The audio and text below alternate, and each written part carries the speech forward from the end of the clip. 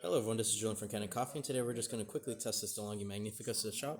We're just going to use the cappuccino button due to us servicing the cappuccino function, and also that it kind of does everything that we want to test, which is steaming, pumping water, brewing, and then of course the new milk craft that we have with this machine.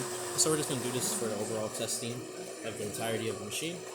So imagine if it was milk, it would of course be foamy. It's hard to actually, or it's almost impossible to, because you need fats inside of your liquid if you want to make some sort of foam. So water, of course, won't foam up, but if it was milk, it would be perfectly fine. So this would be just a, Americano of sorts.